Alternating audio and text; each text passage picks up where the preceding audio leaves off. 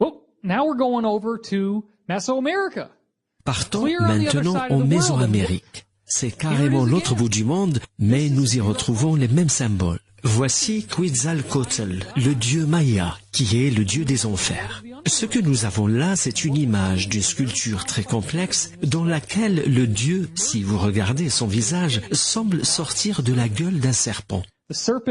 D'après de nombreux savants tels que John Major Jenkins, le serpent représente la galaxie. Dans une grande partie de l'art maya, nous dit-il, l'inclinaison de la Terre est représentée comme étant alignée sur le centre de la galaxie à la fin du cycle du calendrier maya.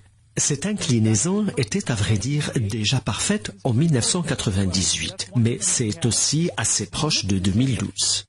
Si vous regardez maintenant cette image, vous voyez que les anneaux du serpent ressemblent clairement à une glande pinéale. Et ce qui est encore plus intéressant à noter, mais je ne sais pas si vous arrivez à le voir, c'est le collier qui entoure la langue du serpent.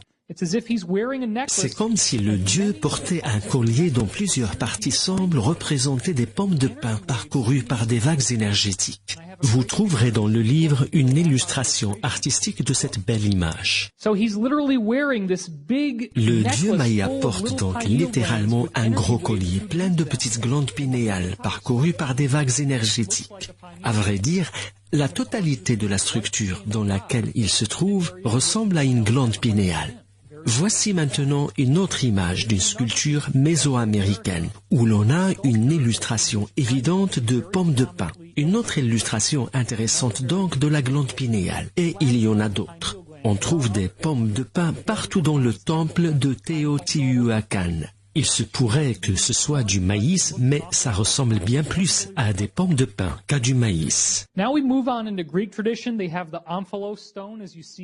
Partons maintenant voir ce qui se passe dans la tradition grecque. La pierre d'Omphalos, comme vous le voyez là, est une illustration claire d'une glande pinéale. Et d'après la légende, Omphalos serait le lieu, encore une fois, où les dieux descendent quand ils veulent contacter l'humanité. Elle était utilisée également dans les oracles pour contacter les dieux. Elle est bien sûr un symbole également de la glande pinéale à l'intérieur du cerveau, qui remplit effectivement le même rôle.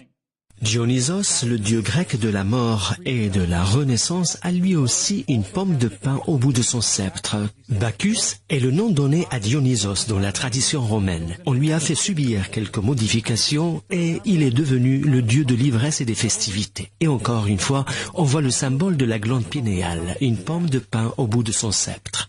Nous allons partir maintenant dans une toute autre région. Nous avons déjà passé en revue la Babylonie, l'hindouisme, l'Égypte, la Mésoamérique, et voici maintenant l'Asie où nous allons nous intéresser au bouddhisme. On voit que les cheveux de Bouddha sont stylisés en forme de glande pinéale, comme on l'a vu avec le dieu Shiva. Et il a lui aussi, encore une fois, le bindi, le troisième œil. Si nous nous rendons maintenant en Irlande, une autre région géographiquement isolée, on trouve la pierre de Turo, qui est stylisée elle aussi en forme de glande pinéale, avec des flammes dansantes sculptées sur toute sa surface. De même qu'il existe de très nombreuses pièces de monnaie comportant des images de l'omphalos ou de la glande pinéale stylisées en forme de pierre. Il y a une grande variété de pièces, mais je vais me contenter de vous montrer quelques-unes. From Greece, and it actually has the Uraeus serpent surrounding the omphalos. Celle-ci nous vient de Grèce. On y voit un serpent Uræus qui entoure l'omphalos, c'est-à-dire la pierre qui sert à contacter les dieux. Dans la tradition romaine, il existe de nombreuses images de cette même pierre, sauf que dans cette tradition, la pierre d'omphalos est devenue le bétil. Et c'est amusant puisque le mot en anglais se prononce beetle, le scarabée. Il est intéressant de noter que le mot bétil semble dériver du mot Bethléem, le lieu de naissance de Jésus, symbole de la conscience du Christ. C'est donc une métaphore sur l'éveil du bétil dans l'esprit, sur l'éveil de la glande pinéale. C'est de cette façon que la conscience du Christ s'est éveillée. Et là, sur cette pièce de monnaie romaine, l'image de l'aigle symbolise le phénix, ou l'oiseau bénou, comme je vous l'ai montré tout à l'heure sur une sculpture égyptienne. Sauf que le bénou a été remplacé par un aigle qui pose au-dessus de la pierre bétil. Well, the Romans also did something else very interesting with the betel stone. This is all historically documented. Les Romains ont également fait autre chose d'intéressant avec la pierre bétyle. Et c'est quelque chose qui a été historiquement documenté. Ce n'est pas quelque chose que j'invente. La pierre bétyle avait en effet la forme d'une pyramide. Voilà qui est intéressant. La pierre bétyle devient une pyramide et si vous regardez tout à fait en bas, vous voyez que l'une des pyramides possède un couronnement.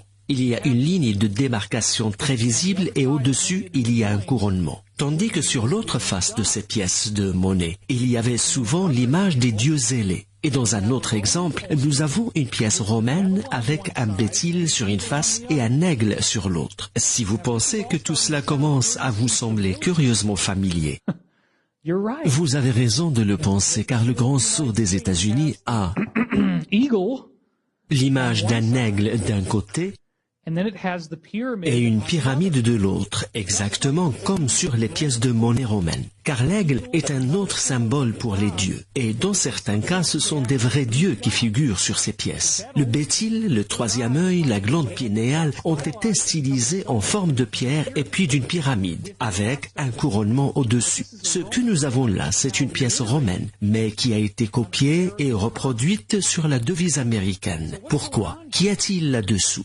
That third eye on top Ce of the troisième œil tout en haut de la pyramide pourrait bien être le troisième œil du cerveau, la glande pinéale quand elle s'ouvre. Y a-t-il un message caché sous ce symbole? Nous en parlerons tout à l'heure.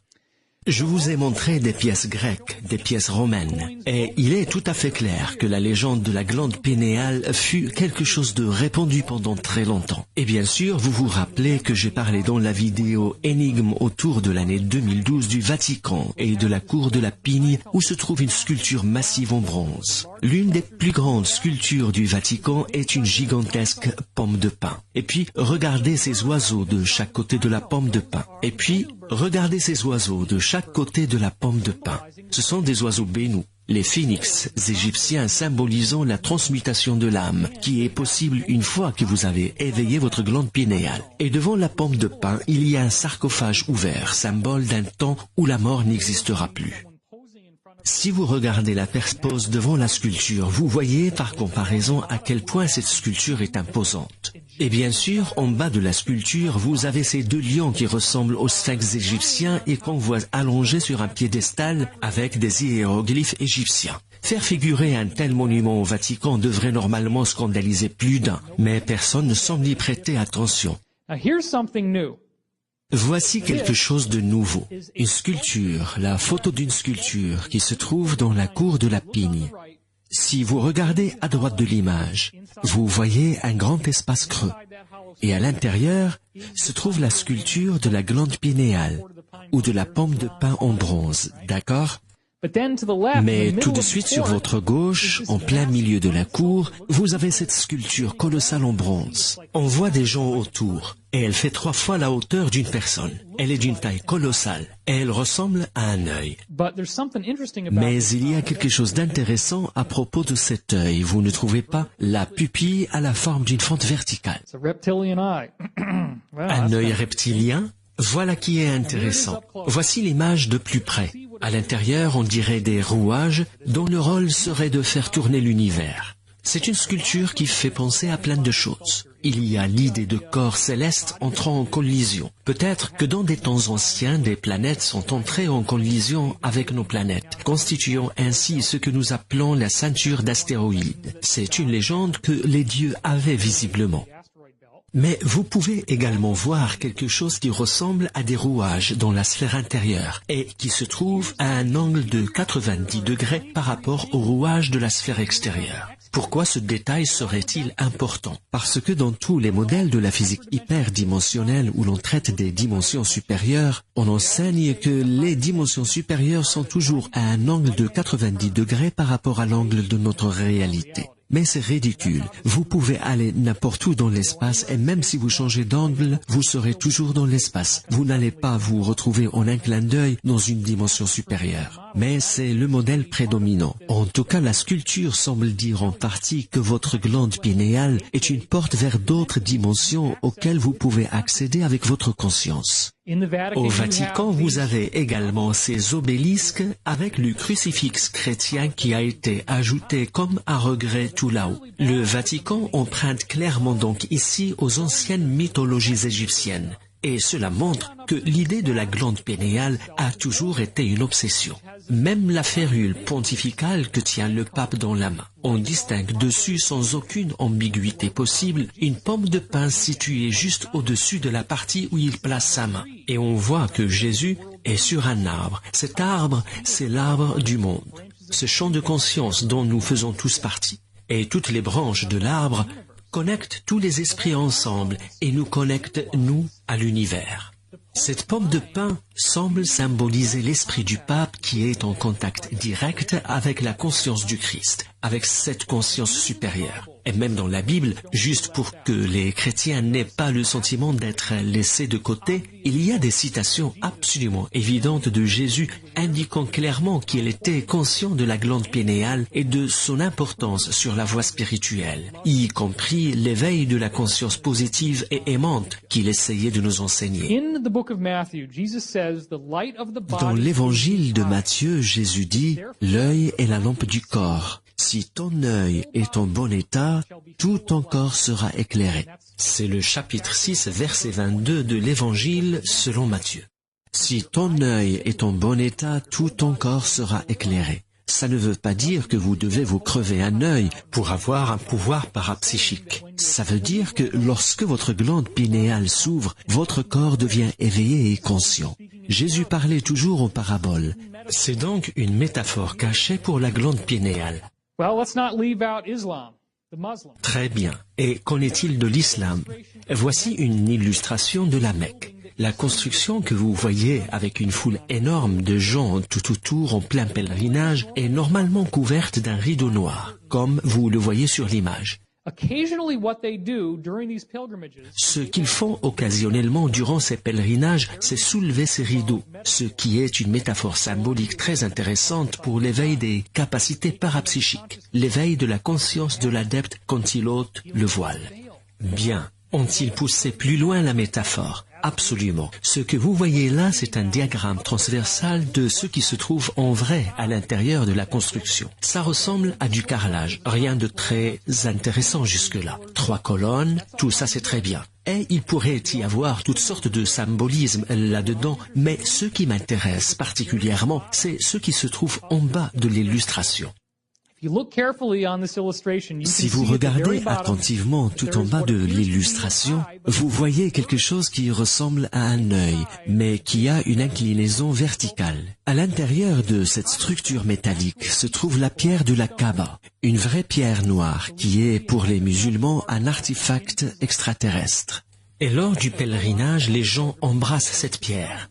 La raison principale derrière le pèlerinage à la Mecque est de tourner en cercle autour de la construction, d'aller jusque là où se trouve la pierre et de l'embrasser. Et comme on peut le voir distinctement, il s'agit d'un troisième œil stylisé qui indique clairement que les Arabes croyaient également que les capacités de Mohammed, les capacités de Jésus, Jésus étant considéré comme un maître spirituel en islam, sont dues à l'éveil de la glande pinéale. Mais ce n'est que dans le mysticisme musulman avancé qu'on trouve cette tradition de l'éveil de la glande pinéale, comme dans le soufisme par exemple. Et bien sûr, les libres maçons ont eux aussi emprunté à la tradition soufie. Et c'est ce qui explique que lorsqu'on atteint le 32e et le 33e degré dans la franc-maçonnerie et qu'on devient un Schreiner, on porte ses petits fez sur la tête. Et le fez est directement pris du soufisme.